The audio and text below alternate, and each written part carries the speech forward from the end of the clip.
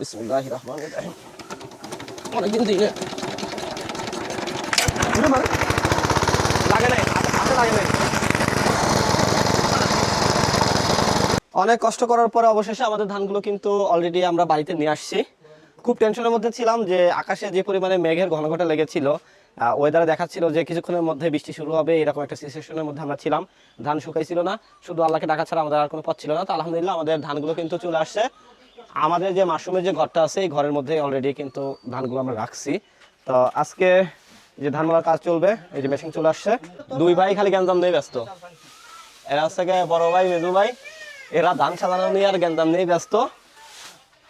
আমরা এই পাশটাতে নেট দিয়ে রাখছি সুন্দর করে। মেশিন স্টার্ট দেওয়ার পরিবেশ হয়েছে, মেশিন স্টার্ট দেবো আমি এখন। হ্যাঁ, আমি শুরু করবো।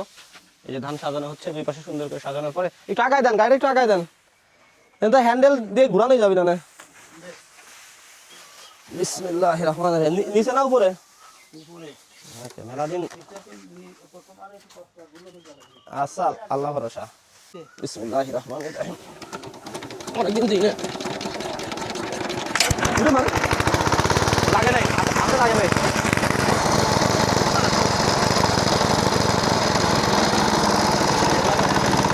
ঠিক আছে, ওকে ফাইন। এখন ধান বলবো। বিসমিল্লাহির রহমানির রহিম। প্রথম আমি শুরু করি।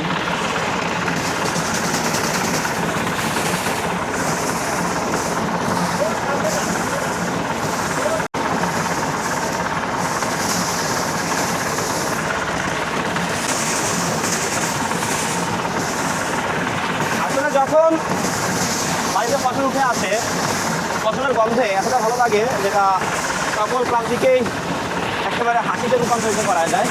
ক্লান্তির মধ্যে আর কিছু থাকে না তখন।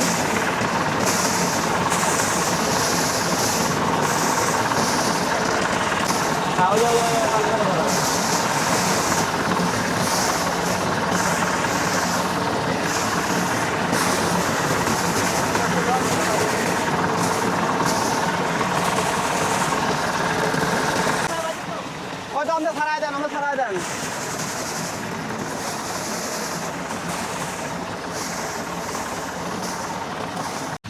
পিছনে ধান মারাই করার কাজ চলতেছে। আজকে যত সময় লাগে ধান মারার কাজটা কমপ্লিট করা হবে, করার পরে আমরা ধানটাকে সুন্দর করে পরিষ্কার করে রোদে শুকাইতে দিয়ে দিব।